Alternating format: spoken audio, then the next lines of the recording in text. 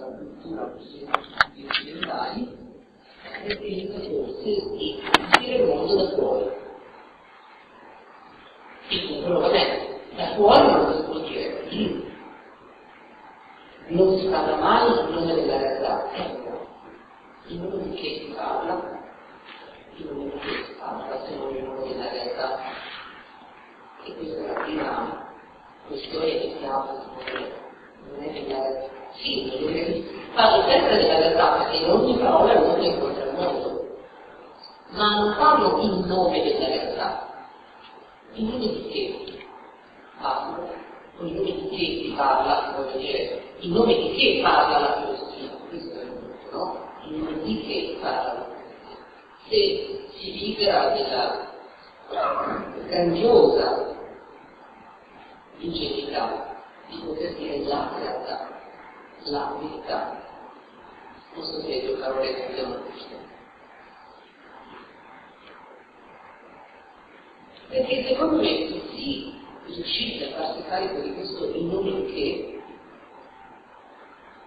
si capirebbe se vi sia la possibilità di pensare e fare filosofia, il compito del lavoro filosofico, in una prospettiva che sia anche altra o forse radicalmente altra rispetto alla prima, quella estatica contemplativa, che sembrava l'inevitabile, no? Della premessa. Alla filosofia è data una possibilità di azione che sia un'azione, adesso dico così, di lotta, che sia una dimensione di proposta, che sia una dimensione di responsabilità costruttiva, diciamo così, no?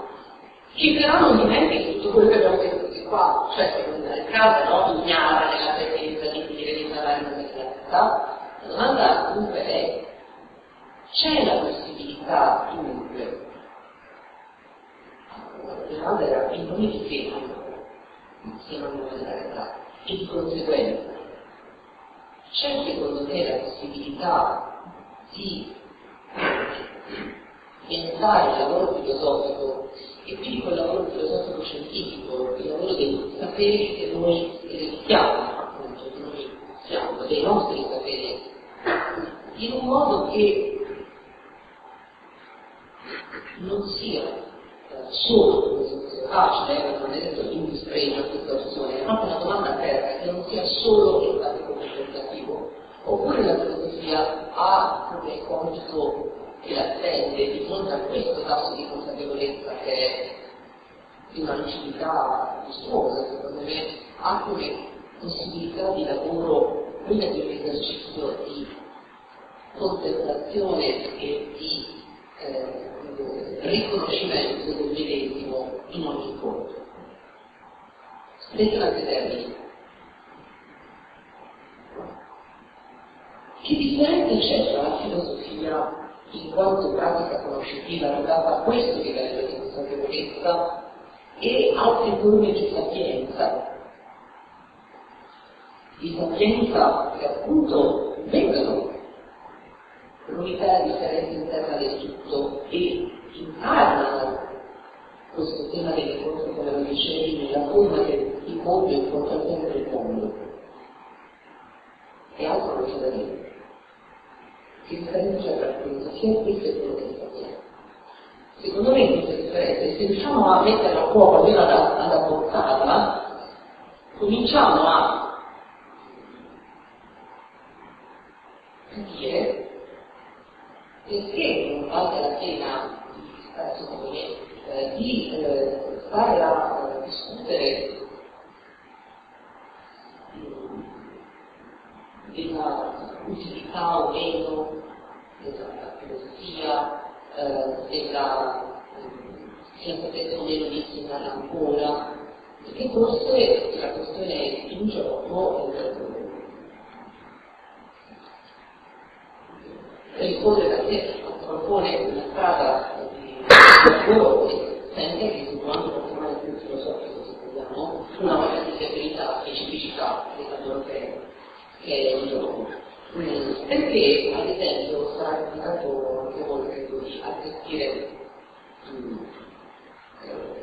un paio di cose che adesso dico qua, questo la prima è che in questi ultimi anni, proprio di quello di recente, da un lato alla fine è preso una specie di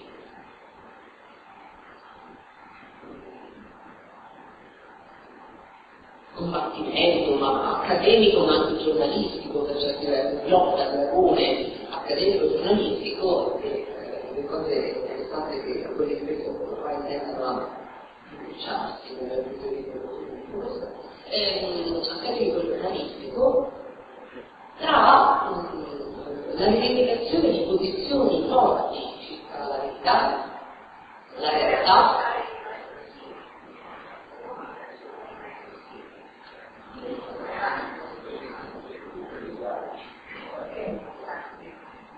io mi lascio subito la parola così e in verità ero stata invitata come interlocutrice del professor Sini e dicevo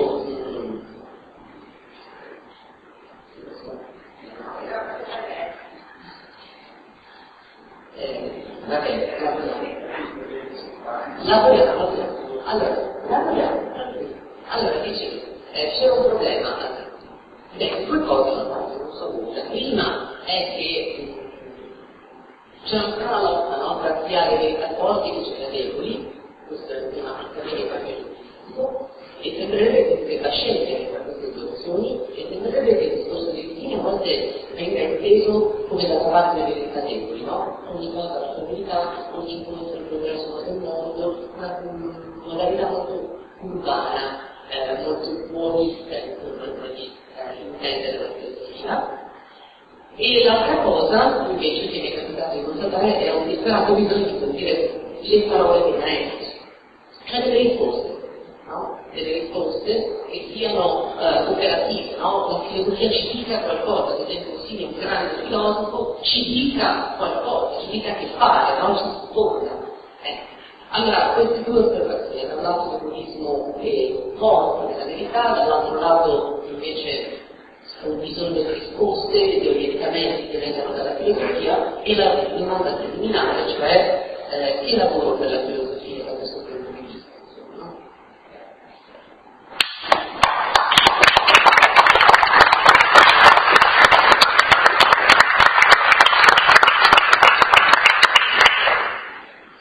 Grazie per aver presentato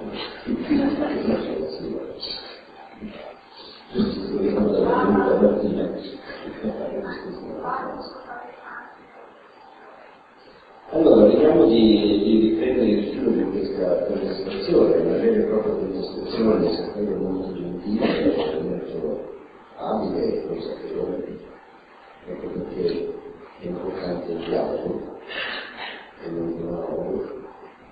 Contestazione perché sostanzialmente dice che se siamo arrivati fino a questa consapevolezza, diciamo, della pluralità delle interpretazioni che sono in gioco ogni volta che noi diciamo qualcosa, la verità,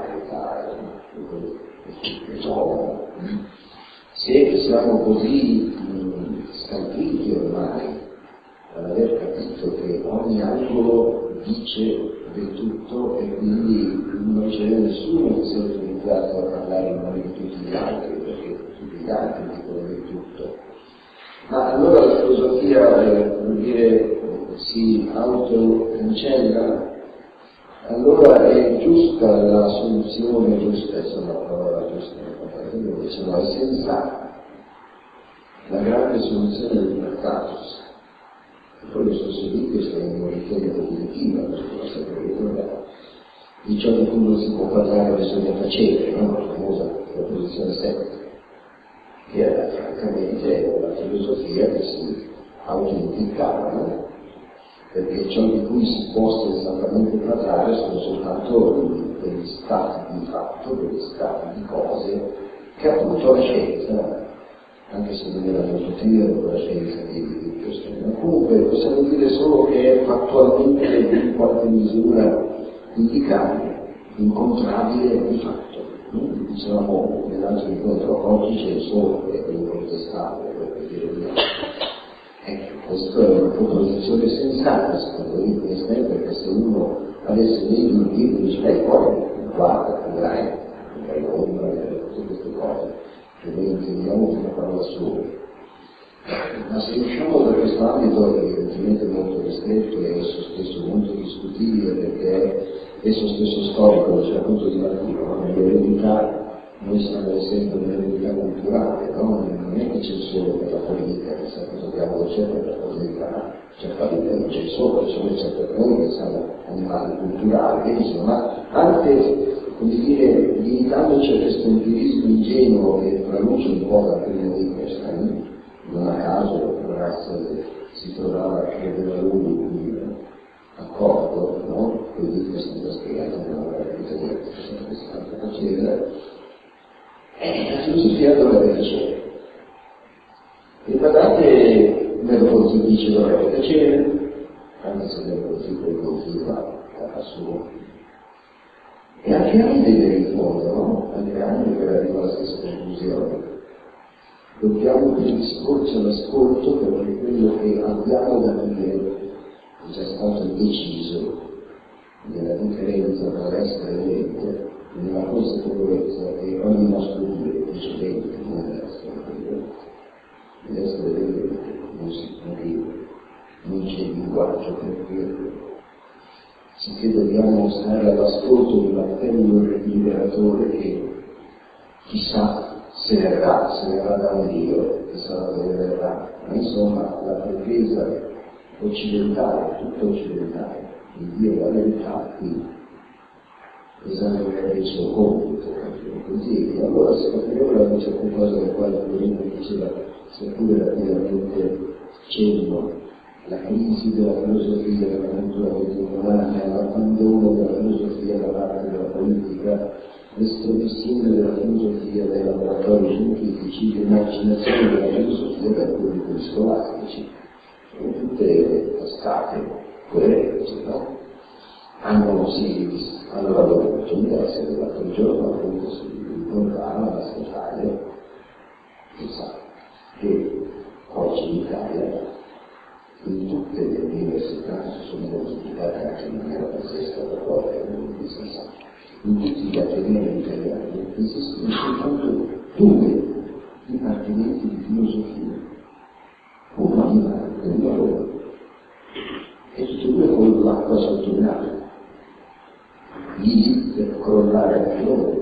Voi capite che cosa vuol dire questo? C'è una filosofia che era considerata la decina delle scienze, il fondamento sul quale si era eretto l'edificio della razionalità occidentale.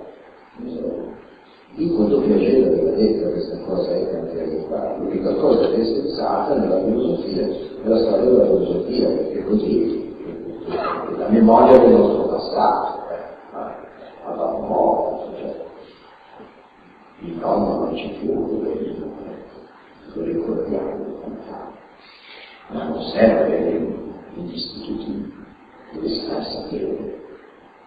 Ecco, io credo che questa sia una prospettiva indiscutibile, ma che io non dico.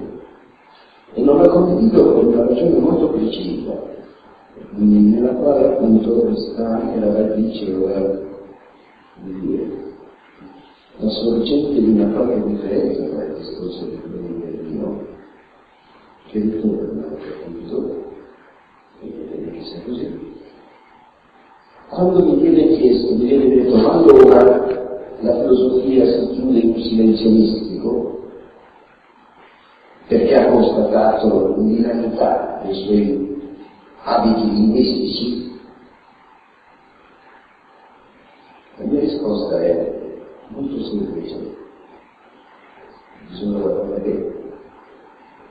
Non è una risposta, è restituire la domanda. La tecnica freudiana non può spiegare. Ma chi chiede così, chi dice così, è rimasto nella convinzione che in verità sia di dire quella cosa determinata che ha detto Aristotele, ha detto Platone, ha detto Einstein, ha detto Kant. il punto di vista al quale noi siamo approdati non è affatto, e questo Florino l'ha detto che ne sono grato, non è affatto l'acquisizione di un indebolismo. Ci sono tante teste, ci sono tante vere. Questo è il motivo della profonda previsione che confronta l'anima, per fare quello che ha fatto insieme un certo tempo. Ma la verità è la verità. Se no non sappiamo di cosa parliamo. Possiamo dire che ci sono tante verità, questa è una proposizione priva di senso. O una proposizione della verità, no? Allora, è vero quello al quale io invito come oggetto nuovo di considerazione, non è un indebolimento che dice l'umanità è tutti gli individui umani che oggi esistono, quindi l'umanità è moltiplicata per vari miliardi di figure. Perché se si dice così è ovvio che il silenzio diventa la cosa più sensata. Ma il silenzio è di nuovo l'incarnazione ostinata, inconsapevole, certo involontaria, ma ostinatissima della nostra fondamentale superstizione, che ci avventa essere una verità, che c'è la verità, e che magari noi non siamo in grado di dirla, ma forse da su qualcuno c'è, col quale magari lei coincide. In realtà, saggio sarebbe lo facendo. Io non sto dicendo questo, io sto dicendo per chi si chiude in un silenzio mistico, frequenta la stessa superstizione con la verità di colui che pretende di dirla, di raccontarvi che c'è stato di bene, ma allora che cosa stiamo dicendo? Perché invece si dovrebbe parlare. Anzi, qui c'è una seconda differenza che io non so se l'intervento che puoi dire, ma non è positiva la persona, ma sempre così immediata. Ma c'è una seconda differenza.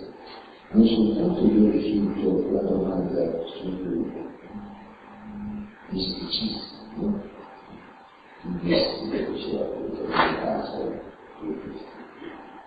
misticismo in questo ambito, visto sotto questo profilo, inteso la cosa misticismo, grandissima esperienza, ma inserito qui il misticismo l'ha visto è la stessa terza superstizione, e la quale forse di Dio, in unico caso, ci siamo liberati, o ci siamo liberati. L'altra superstizione è che la domanda giusta è: ma allora che cosa dobbiamo fare? In questo caso il tormentone. Questo è un altro tradizionale tormentone nel quale sempre le privaracci filosofi dicevano sputtare la lancia nei confronti dei generici che sono congelati. Si sono trovati in volte in difficoltà, l'allievo che dice benissimo, no? Allora adesso si deve fare la rivoluzione, come si fa? No. La situazione è ovviamente, secondo me, da guardare un po' fin troppo facciale. E non dovremmo fare a meno di fare. Fin troppo si fa dentro di noi, appunto per quell'eredità che noi siamo. Il punto è se ci sia la possibilità da parte di un singolo o da parte di una disciplina di decidere. Significa non avere guardato a fondo ciò che Spinoza secondo me aveva visto a fondo, quanto necessariamente noi siamo già decisi. Quanto è importante stare fermi su questa soglia, stare su questa soglia dell'eredità, come diceva Martino stamattina, mi è piaciuta moltissimo questa cosa che diceva. Che io parlo italiano, e non c'è niente da fare, nel bene o nel male, o forse né nel bene né nel male, questo sono io. Si è già deciso come parlerò, si è già deciso come agirò, si è già deciso le cose che mi piaceranno e le cose che non mi piaceranno, le cose che mi disturbano, mi turbano, le cose che invece mi gratificano. Si è già deciso contro chi starà e anche contro di coloro che stanno contro di me. Io sono un uomo di battaglia, dice la vera Stefano, non sono un uomo di decisioni ultime, le ultime le prime. Ultime ma perché sono ancora vivo e devo dedicare la mia presenza, che mi piacciono. E le prime nemmeno perché non posso partire dal Dio, perché non sono Dio. Nemmeno una cadenza. E allora chiedere ostinatamente, ossessivamente alla filosofia, ma allora cosa dobbiamo fare, quale etica, quale politica? Come se già non ne facesse fin troppo. La vera questione allora non è il silenzio, non è nemmeno il radicarsi in solitudine, queste sono esperienze individuali, avventure, che però non credo siano peculiari della filosofia, magari saranno qualche singolo filosofo come essere umano, che a un certo punto dice l'obiettivo si muove. Ma quello che concerne la pratica filosofica, la frequentazione di questa pratica, è evidentemente la necessità di una autoconsapevolezza ricostruttiva, rigenerativa, genealogica, diceva Nietzsche, quindi la possibilità di scrivere mappe quanto più possibili per dire vedete noi siamo qui. Non a caso ho scritto un libro proprio sull'Elisa, dove si diceva di ciò di cui non si può parlare, non bisogna dicere, bisogna scrivere. Scrivere nel senso di orientarsi in cose infinite, quello che io chiamo coscienza per codernità, no coscienza terminale. Orientarsi in cose infinite, stabilire dove siamo, sapendo che questo stabilire è in divenire, è in movimento, quindi sicuramente è provvisorio, è aleatorio, tra poco non va più, anzi sarà lui stesso a stimolare la sua testi, no? Il suo tramonto, e come l'ho detto già ho fermato troppo e ho escluso troppo e quindi devo ricomprendermi in queste esclusioni. E questo è il lavoro della filosofia. È un lavoro che Husserl ha descritto a suo modo, forse non sempre in maniera ancora attuale, ma secondo il intento secondo me attuale, è il perché sospensione del giudizio non vuol dire che tutto che va bene. No, questo non è nelle mie possibilità. Come diceva bene Peirce, non posso giudicare delle cose che non giudico. E niente in questo mondo tutto che va bene ci mancherebbe. Anzi, tutto va male per tutti gli aspetti. Proprio per quello che sta succedendo alla filosofia, tutto va male, non mi va fatto bene. Ma la sospensione del giudizio significa innanzitutto una crisi del pensiero che mi consente di dire fermiamoci provvisoriamente per quanto si può un istante prima di agire, visto che fin troppo si è propensi ad agire, a condannare, a giudicare, questo è giusto, questo è sbagliato. Guardiamo dove siamo, da dove veniamo. E come in questa prospettiva, in questa ottica ci può essere l'aiuto di comprendere il limite, di circoscriverci nel nostro limite, perché poi intanto state sicuri a agire, perché poi intanto le cose si faranno, perché poi intanto tutto accadrà, anche indipendentemente, per tutto indipendentemente da questa nostra epoca. Però questo è il nostro contributo. Questo è il contributo di una filosofia operativa nella sospensione. negativa perché ha capito una cosa, secondo me, decisiva, che lì è in gioco la verità, non altrove.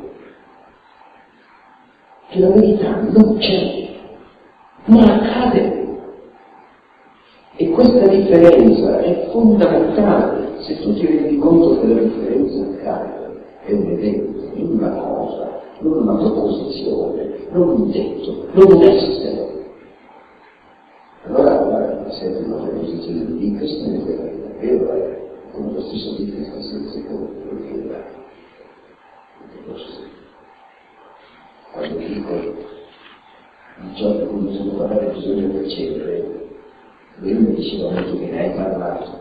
E già, però vedi che hai parlato.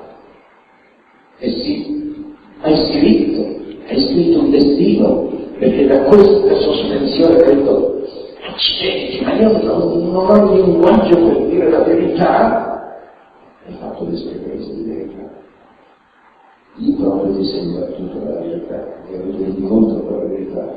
Ti dice, scrivi fiducioso, perché la verità sta anche nella tua scrittura, nella tua figura, nel tuo paradosso, nella tua contraddizione, nel tuo problema, non è cosa c'è, non si propria, pensi invece, no, è qualcosa di più di qualcosa che apre. E allora non si tratta, come dire, di darsi una politica che verrà da sé e che avrà bisogno di persone sagge.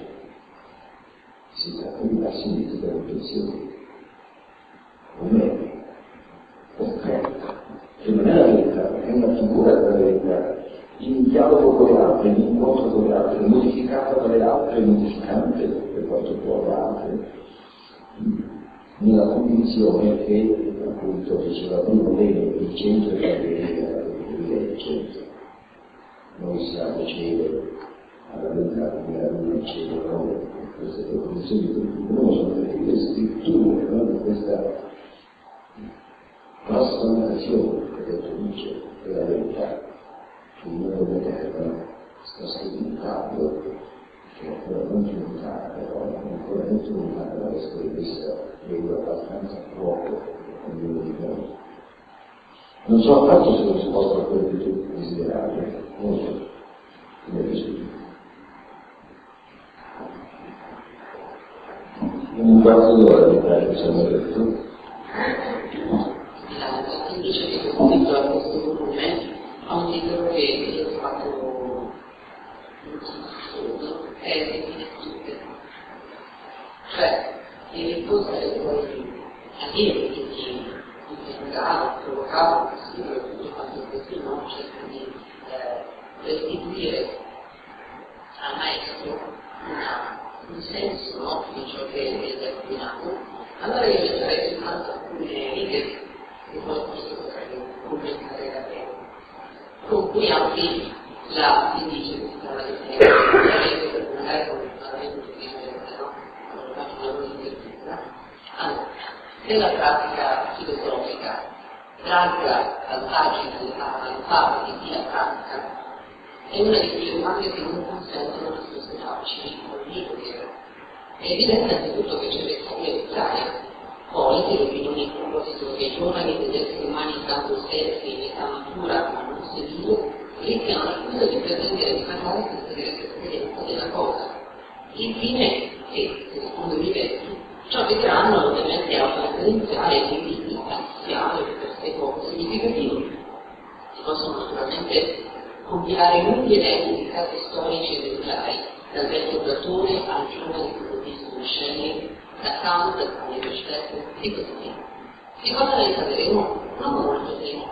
Fa una generica conclusione che riconosce la prevalenza in filosofia dell'importanza delle elaborazioni avanzate rispetto a quelle giovanili. Esattamente l'opposto di ciò che si suole ricordare a proposito dei matematici e dei musicisti, che sono sempre voci, nomi e rari tardi, presto esauriti nella creatività e originalità interattiva. Tutto sommato un esercizio culturale. Come giustificherò il fatto che desidero non di me raccontarlo? semplicemente parlando in prima persona, senza la pretesa di estendere ad altri le mie conclusioni e la mia esperienza, ha cercato anche di mostrare come questa esperienza suggerisca forse qualcosa di non banale per la stagione filosofica che viviamo e che presumibilmente vivremo, ovvero coloro che continueranno a praticare la filosofia in tempi prossimamente futuri. La pratica etichetta giudimento della filosofia che probabilmente non sempre relativamente restare con questa appendice a questa cosa. Non fa niente di grande che si vota al lungo, ragazzi, quindi siamo nella realtà, infatti, e direi diventa una metafora del discorso sulla chiave, nel senso che cosa significa diventare vecchio? Naturalmente significa tante cose, quindi la visto la pretesa di parlare in nome di tutti i vecchi sarebbe assolutamente risultata già studiata nel primo passo. Però certamente è una delle occasioni della vecchiaia il fatto di avere capito molte strutture, perché forse questa è la cosa più bella, no, della fine della vita. Se ci arrivi lucido, se ci arrivi abbastanza sereno, con le buone salute, non ti puoi lamentare troppo, perché sennò gli altri potrebbero pensare. E se tu fai un compendio, insomma, io credo che così moltissimi, quasi niente di quello che avevi immaginato si è verificato, quasi nessuna delle ipotesi e i risultati che ti attendevi si è poi presentato così come tu immaginavi, e questo lo puoi leggere come un catalogo di sconfitte, appunto, un catalogo di riscontri negativi, oppure no, lo puoi leggere come la sana esperienza della verità. Perché l'esperienza della verità è dimostrare l'inevitabilità del tuo errore, ma non la inevitabile del tuo errore. L'inevitabilità perché tu sei appunto quell'eredità lì, no? Quell'incontro lì. Non ti sei dato tu questo angolo di mondo, e è chiaro che questo angolo di mondo deve fare conti con tutti gli altri, è determinato dalla relazione con tutti gli altri, e tutti gli altri gli staranno scomodo, anche comodo, per carità, ma sempre comodi a modo loro, no, mai a modo nostro, nessuno mai è nato a modo suo, è sempre nato a modo di un altro, ma Proust della Settimana Lunga diceva se fosse nato a modo suo lo troverebbe noiosissimo. Mi ricordate quando Gilbert scrive una lettera con un amico di giochi, cioè se la scrive, vorrebbe tanto che lui la scrivesse, siccome non gliela scrive, se la scrive da sé, è possibile, come ci credo.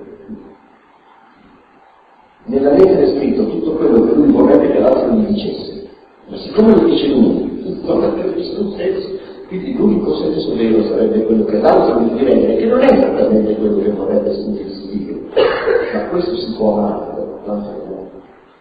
E allora così è un po' con la verità, perché lei non ci dice mai quello che noi dovremmo sentire, ci dice un'altra cosa, e talvolta anche molto dura. Ma appunto è che questa parola ci riscatta dall'errore, che al tempo stesso lo contempla, se no non sarebbe la cosa che sono. Bisogna, per dire, comprendere che la vita passa attraverso le sue individuazioni, non c'è pratica, sono i viventi, e ogni vivente è diverso, proprio per poter essere il vivente nella sua differenza da tutti gli altri da lui. Quindi questo è, per dire, l'errore dell'assimato, no? Noi parleremo di filo dell'ingiustizia, diceva questa prima proposizione della filosofia, che dice sembra completare tutta la sua storia. Noi parleremo di filo della giustizia in esserci. Per cui siamo qui a creare ostacolo all'altro, contenderci lo spazio, il tempo della vita, quindi la pagheremo, e quindi dice la settimana che la pagheremo, perché torneremo nel ciclo delle immagini delle morti, ma questo non è vero solo come fatto finale, perché moriranno tutti i nostri progetti. La cosa più paradossale da dire è che quando sarebbe veramente cose interessanti, come dire, è la negatività dei progetti che trionfano, perché non è soltanto che, anzi io direi, quando uno si trova sconfitto dalle cose, impara moltissime cose, sulle cose e su di sé, e vede l'inanità del progetto, l'errore del progetto, perché non poteva andare. Ma la cosa più interessante forse, è meno conosciuta, anzi tutti l'abbiamo sentito, è quando tu hai successo. E il successo ti si rivolge contro. Proprio il trionfo della tua idea, la realizzazione, comincia a mettere in opera tutta una serie di conseguenze, al quale non avevi pensato, tu non avevi immaginato, e questi mettono tutto in traverso. Nietzsche questo l'aveva capito benissimo quando parlava della vittoria del 70 della sua Prusia, della sua Germania, diceva le sue comicie difficili, e nella sua lettera di Salve e Greci, no? Hanno sconfitto i persiani, la storia dell'umanità, molto meglio occidentale, adesso comincia la prevalenza, adesso comincia il quadro. Francesco è morto così, Francesco è morto anche i suoi discepoli, quelli che aveva convertito, si accanivano tutti contro gli altri, a scrivere loro la rete. Ma questo voleva dire semplicemente che anche Francesco scrive loro. E infatti io credo che supportasse bene questa sua differenza artistica, la sua differenza dalla vita eterna. Allora ecco, nella vecchiaia, presa come figura paradigmatica, si raccoglie la possibilità di incontro con la verità che non si può dare nelle età precedenti, quando si è stimolati dalle prove, quando si hanno nemici. Attivi, quando anche noi siamo amici molto attivi. Bisogna che a un certo punto si crei quella posizione nella quale non c'è più niente da chiedere, che è sempre relativa perché anche gli altri sono stati più stabili. Però si avvicinano alla condizione in cui, se non altro, non per virtù, mi pare che non è una questione di virtù, è una questione di chiusura degli orizzonti, solo che io mi chiedo cosa succederà tra 20 anni. Speriamo che sia successo di qualcosa di sereno, quindi sempre avere una vita che non sperate che possa avere. Quindi in questa ottica c'è una dismissione. Questa dismissione della vecchiaia, assunta, ripeto, come parola, in questa dismissione della vecchiaia, per cui non si tratta più di me, non si tratta più di per me, non ho più niente di sostanziale da chiedere, non ci sono progetti che io devo realizzare potenzialmente in lotta con tutti gli altri, che non capiscono, io stesso sono la verità, loro sono tutti sbagliati. La dismissione di questa furibonda amicizia tra esseri umani, questa mischia fraterna, in cui sono gli esseri umani, per cui il filosofo già lo diceva, è un passo avanti, per cui a loro sembra un certo, perché non riesce più a condividere i miei progetti di destra e quelli di sinistra, ha fatto un passo avanti. Ecco, in questa situazione si realizza in un'epoca della vita, beati coloro che ci attendono, perché non ne sono stato evidentemente fortunato, una realizzazione dell'epoca. Quello che dicevo prima essere in fondo uno degli strumenti tecnici della filosofia, fermati, rifletti, fermati, scrivi, fermati, e disegna la tua mappa. Fai la tua autobiografia per sapere in che punto dell'universo tu devi essere, così che questo modeli la tua azione, guidi le tue passioni, attenti le tue possibilità. Ecco, questo momento si incarna evidentemente, e in questo senso la filosofia vecchia, non è praticamente vecchia. Per questo ci 5 minuti, se qualcuno lo avrebbe.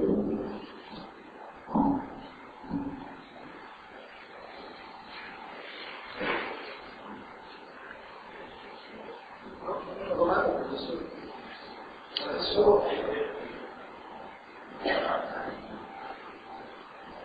una domanda, professore, ma soltanto un ricordo che tutto la signora di Minucci, che cosa sempre volete sapere. Faccio un piccolo esempio per sapere. Sempre un programma di una ragazza a cui le grandi vicine della filosofia mi sono andato affascinato. Ho letto la sua storia della filosofia e ho capito che per lei era l'autore di Nietzsche. E in quel momento sono stato felice perché è stata l'unica persona che non la sapevo spiegare. Quindi questo spirito di felicità è una ragione per cui deve seguire la filosofia. E forse anche se la tornando ai classici, l'evento di oggi, con anche i testi della filosofia, con tanti libri di filosofia che oggi vediamo, anche per una critica della politica, dimostrano che è sempre viva. Grazie.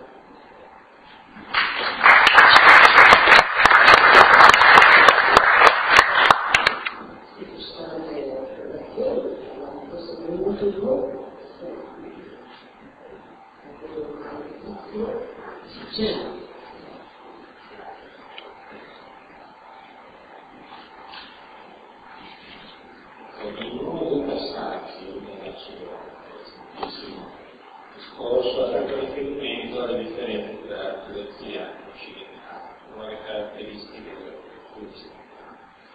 In che senso quello che lei ha detto si riferisce solo alla filosofia occidentale e non alla... Ma innanzitutto in un senso di ignoranza personale, cioè sono consapevolissimo, sebbene io mi interessi, mi occupo come lettore, come lettore, sono di culture orientali, ho avuto amici che mi hanno aiutato a comprendere che cos'è la meditazione buddista, eccetera, eccetera, però appunto dal di fuori, dall'esterno, questo già subito indica una possibilità. Quindi innanzitutto c'è la difficoltà da parte mia, ma c'è anche la consapevolezza di alcune differenze fondamentali, io ne dico solo una, che ne conviene a voi. Noi ci dimentichiamo come cultura di tante cose, certo, ma soprattutto dal libro, dal logos. Questo libro è la Bibbia, che sicuramente ha avuto di talentarsi come nero, eccetera, ma è una cultura di testi scritti, il nostro logos scritto. Le culture dell'Oriente, alcune culture religiose dell'Oriente, muovono da qualcosa che noi possiamo anche chiamare libro e in qualche misura anche lo è. Come vedete, perché voi lo sapete, non è fatto di noi. In principio non è diverso.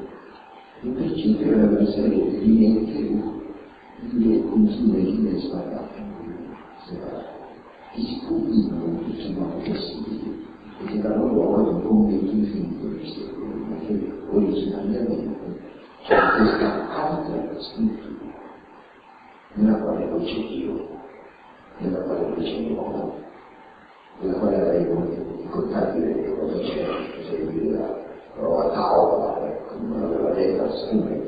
Ecco, io credo che noi abbiamo bisogno appunto di quella sospensione anche per l'incontro con queste culture, cioè di circoscrivere il nostro ruolo con amore, con posizione, con senso di dono, ma di circoscriverlo perché parli anche l'altro, perché l'altro è un incontro. E questo deve essere il destino della nostra vita, che è un autorificato della scienza della società, come dall'altro il suo braccio, e così tutte le differenze di cultura che sono anche il suo patrimonio spirituale più alto. Non saprei rispondere meglio.